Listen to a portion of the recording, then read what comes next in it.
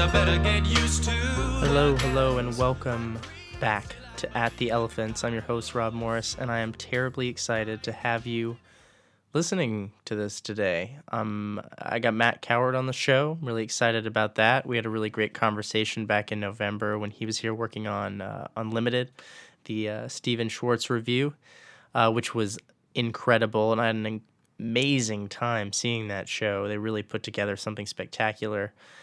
And we had a nice chat in Gerald Friedman's basement, which is the same place I talked to Robert Besida. So we also recorded it in stereo, which is pretty neat because if you put on headphones, you can hear, I think it's me to your left and Matt to your right. So kind of a My Dinner with Andre situation there. You sit down and have a chat with us where you don't get to say anything. Sorry about that. But before we get going with that, I want to talk about, I said there was going to be 8 episodes last semester before the break. There was only 7, and this episode with Matt was actually supposed to be number 8. But, I got swept up with so many different projects and things, and particularly intensive arts. And drama this year really was just an incredible sight to see. Anybody who got to check it out, it was amazing. I didn't think I would be involved in intensive arts again so soon after graduating, but I was. I had a couple of different projects. And I have to say, on a whole, as intensive arts is one to do, folks, it changed my life.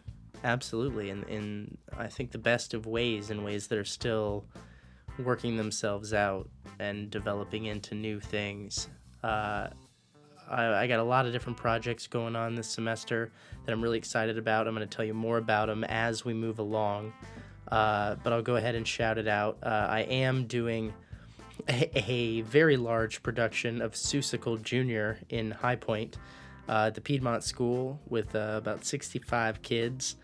That's in April, the 2nd, I believe. So that's going to be absolutely crazy. I'll keep you updated on how that's going. So far, it's pretty crazy and exciting and wonderful. Also have a new musical I'm working on with Noah Reese that I'm pretty excited about for the Keys to the Kingdom. And that's called KGB Honeymoon. The music is beautiful, the script is amazing, and with a title like KGB Honeymoon, you really can't go wrong.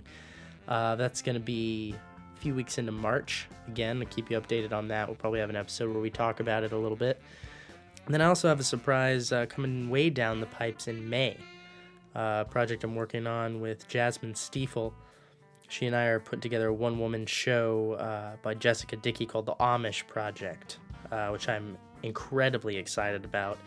I may go so far as to say the most excited about, just because I've never worked on a show with one person before, so that's pretty interesting. KGB Honeymoon is also my first musical, so there's that as well. Worked on many musicals, but never directed one. So both of these, as well as, a musical with 65 kids, it's all new adventures. It's all new stuff. And, not uninspired by the events that took place over this winter. I hope you all had a wonderful break and you're getting back to work. I know just about everybody I've met is knee-deep in either Guys and Dolls or Angels in America, directed by Jeremy Skidmore. I'm very excited to see that as well. If you don't know about that, goodness gracious, strap in. Go see Angels in America Part 1, Millennium Approaches. It's going to be amazing. It opens tonight, actually. Well, I say tonight as I'm recording this on Thursday. But so yesterday, so this weekend and next weekend, please go check out Angels in America Part 1 in the Catawba Theater. It is an amazing play by Tony Kushner that I think you'll really enjoy. With that being said, let's get right on to the interview with Mr. Matt Cowart.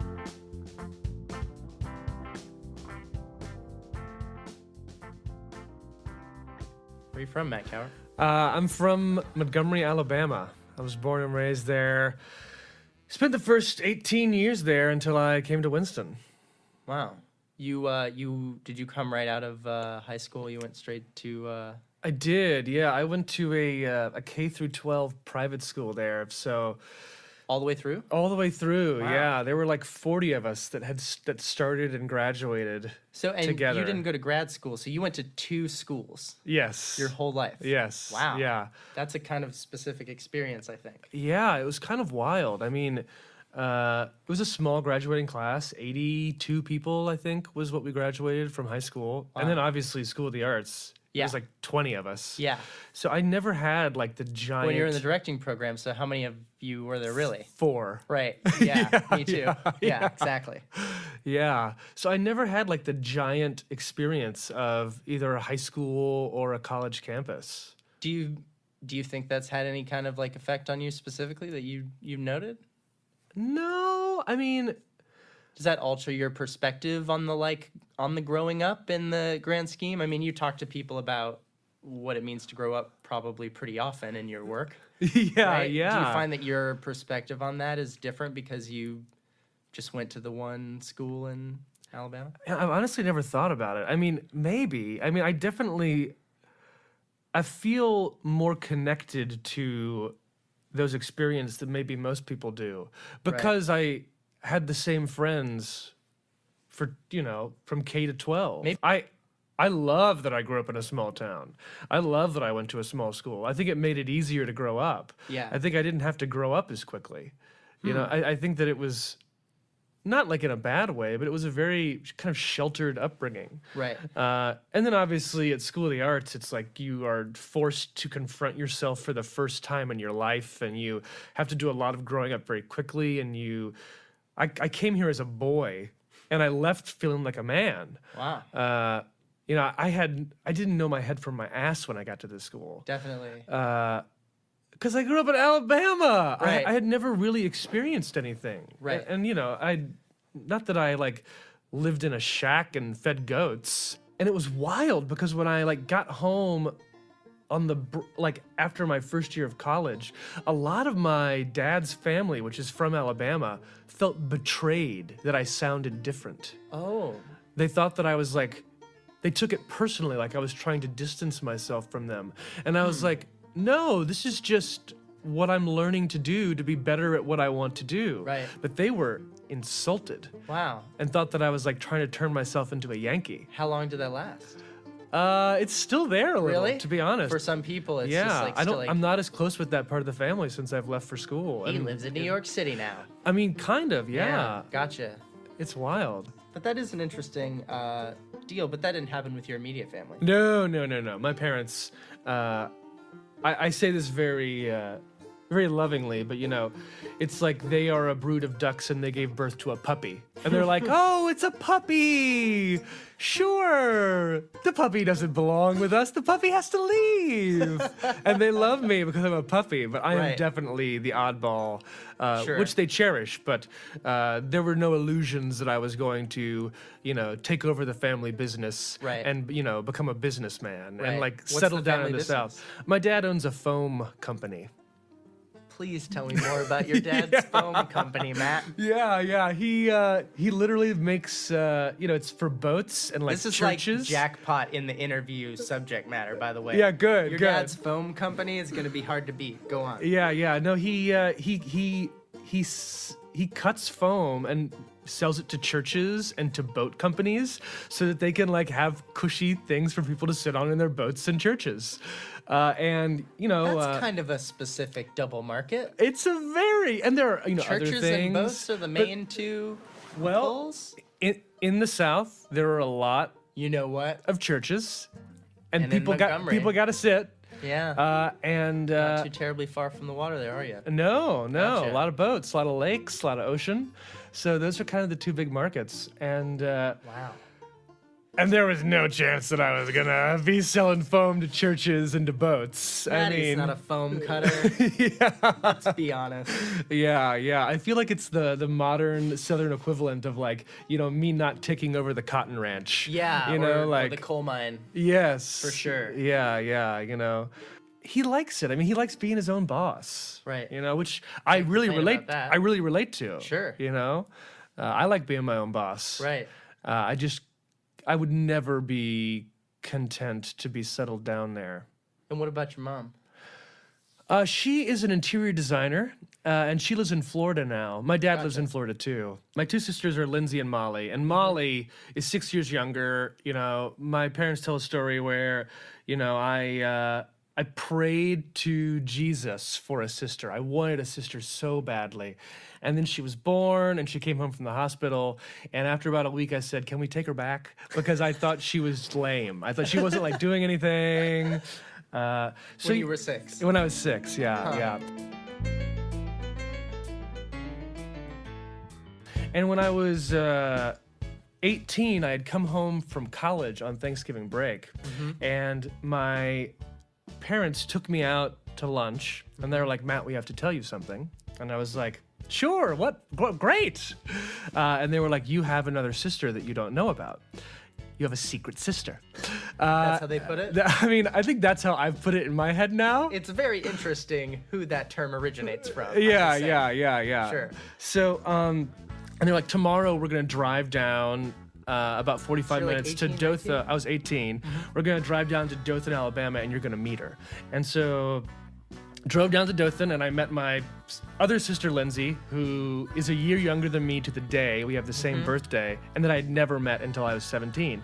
And apparently one of the main reasons that my dad and mom felt so compelled to tell Molly and I about Lindsay is because the previous year, my father found out that he had a secret sister, but he was like 50 years old when he found out. Wow. And that experience, he felt that he didn't want his kids to have the same experience of going through their life not knowing they had another family member. Right.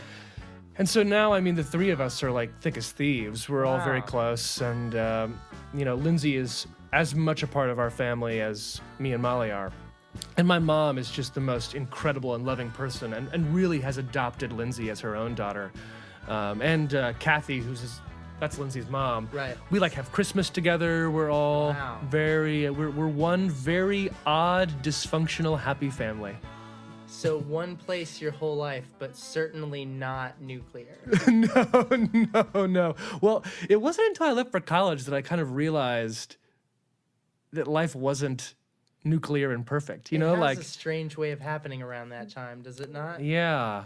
You start seeing people as people, and they also, you know, because it's when we vote and buy guns, I guess, our parents decide that's when we need to know shit. Yeah. They really do. They're like, well, wait till they're 18. Because it really does seem to be the time when parents start being like, all right, so here's the deal. So here's the deal. Your uncle was an alcoholic. Right. You know? Well, your and- other uncle's gay. And you're like, what? You're like, I can't believe it. I thought he just didn't like women.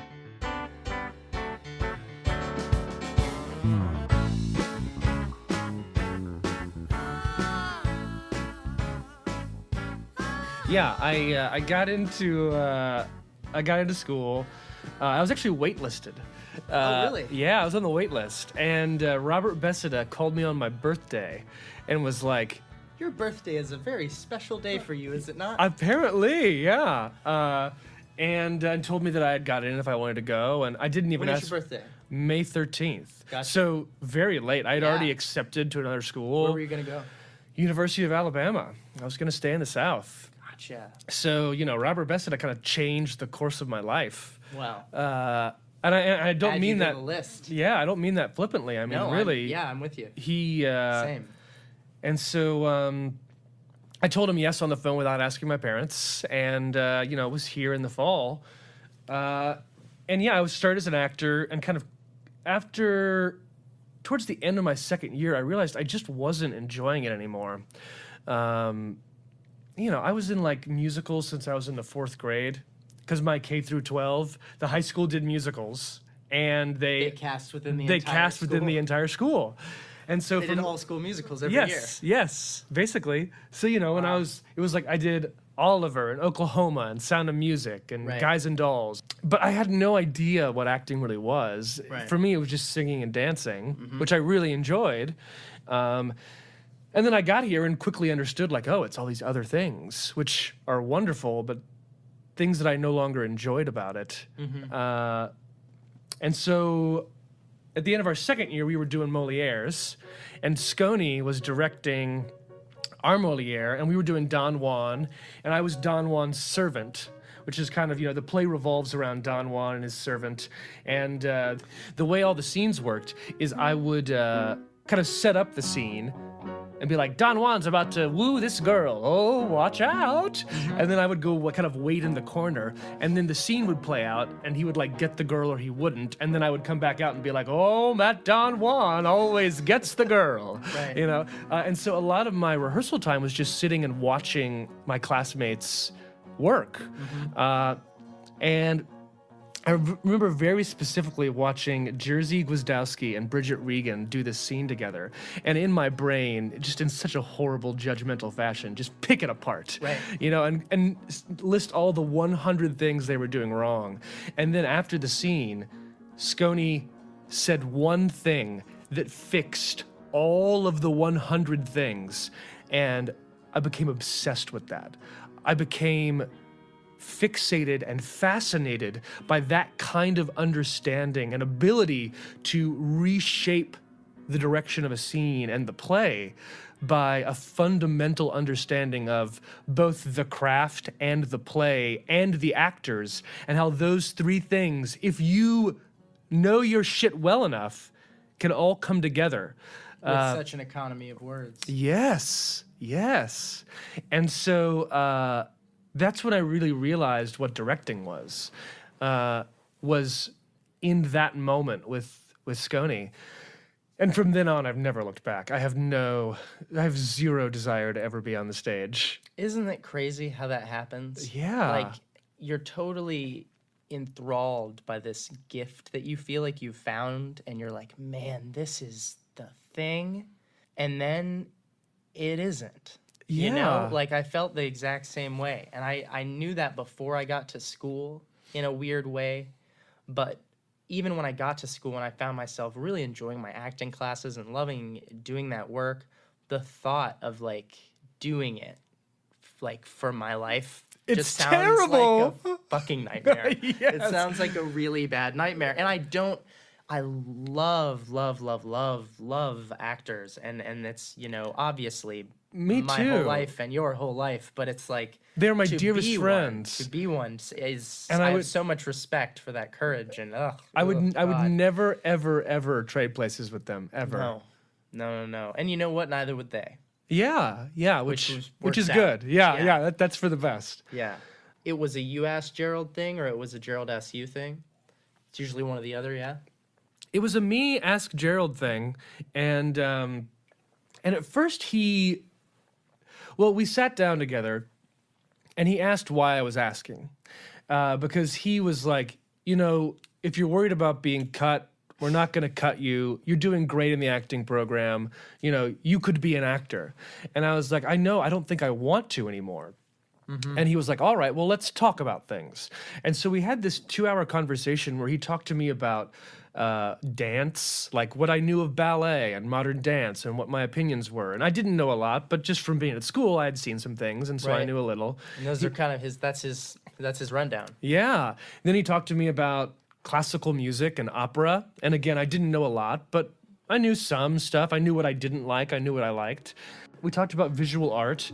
And again, I didn't know a lot, but I knew what my taste was. I knew the things that I understood. I knew the things that I didn't understand. Right. And we never once talked about the theater. And at the end of the 2-hour meeting, he said, okay, I think you could be a director. And that was it. And then I was in the program. Yeah, I have to say that between Robert Bessida calling me on my birthday, that moment in Sconey's class, and that interview with Gerald, if somebody asked me what are like some of the most defining moments of your life, I could point to those three and say, if any of those three hadn't happened, I would not be the person that I am. Well, let's just say that I asked you.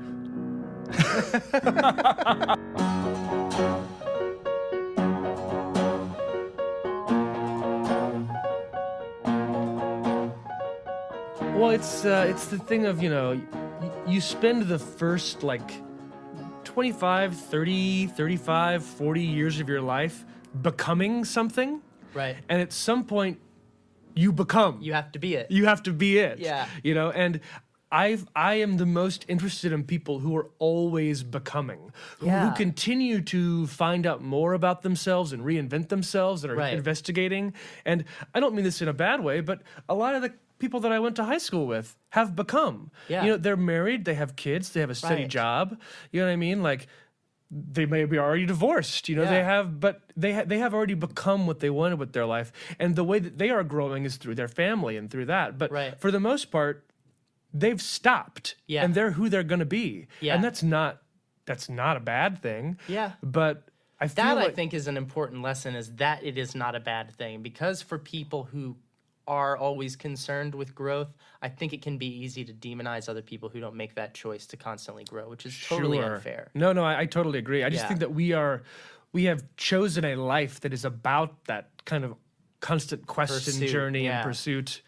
You know, there's a great story that Gerald used to tell about, you know, when his mother passed away. He was obviously grief-stricken, but the thing that he thought almost immediately after she had passed was, now I know what this feels like. I understand something better about myself, and I understand what it is to be human in a more deep and intimate way. And he felt guilty because he felt he was somehow, you know, manipulating this, Exploiting this emotion for and growth this, was yeah. somehow a crime. Yeah. Yeah. But eventually he, you know, forgave himself for that. Yeah. But I really understand that. It's Of like, course. you know, Well, and that's what that person would want for you. yes.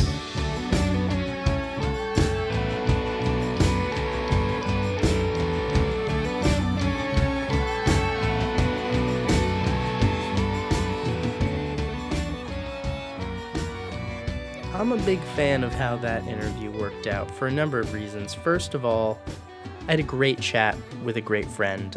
Matt is so nice and so sweet, and if you've ever gotten the chance to work with him, you know it is just a joy. No matter what the material is, I mean, he did Of Mice and Men with my class as a guest director, and I know that he somehow made that incredibly depressing play very fun for all of them to work on, because that's just the kind of guy he is. So I did get to have a great chat with a great friend, which was good. But the two subject matters that I've featured here in this episode, I think, are really, really indicative of why I love doing this show, why I've kept doing this show, and that is, you just never know where anybody's from or the stories about yesterday that make tomorrow possible. And to hear how all the pieces kind of fell into place for Matt, and he had these 3 different experiences that led to his total change in focus and art and career and life and perspective on all this work that he had grew up being so in love with, and also the relationship with his family, and everybody kind of acknowledging that he's, almost a different species, right? The puppy has to go. He can't stay. I love that. It's nice to acknowledge the puppy in all of us. So if you're a puppy, keep on running. I do want to say one thing before we go. I've had a wonderful time working on this show, and I have a lot of really great conversations with people in person about how much they like the show and they've been checking it out, and maybe some of it's bullshit, which is okay. I'm totally prepared for a little bit of bullshit, but that being said, I tend to think, actually, that the people who talk to me are being mostly genuine and really do enjoy the show. They like listening to the interviews and the music and all the different stuff that I try to put on here for everybody. But the support online is a little lacking, and I'd really love to get this to more people, because I find inevitably that one of the most common conversations that I'm having is I talk to people about it, and people go, oh my god, that sounds amazing. Like, how do I get a hold of that? How do I check it out? I've got it on iTunes, SoundCloud, YouTube, Facebook. I'm putting it out in every way I possibly can, and I just can't figure out what else I can do from my end to get this in more people's ears that want to hear it. So, if you are a fan, and you enjoy the show, and you think other people would enjoy the show, do me a favor. Share it on Facebook, send the link out to somebody. It doesn't matter if it's on Facebook or email or whatever it is, even word of mouth. But, let people know about the show and specifically online, really try to spread this out. That's how it gets out. And, there's really no concrete way for me to hand this to anybody. I just kind of have to tell them about it and how to get a hold of it. So if you're a fan, you want to see more of this stuff going on, you want to see more support for the show, then do me a favor and get the word out. Let everybody know it's a good time. Check it out, and you won't regret it. Well, that is our show, ladies and gentlemen. Thank you so much for listening. Thank you to Matt Cowart for having a wonderful conversation with me. I really enjoyed it, and join us next time on At the Elephants. As we make our way into the weekend, I ask you, who's your guardian angel? So I've been reading about nameless things. Don't ask me what they are.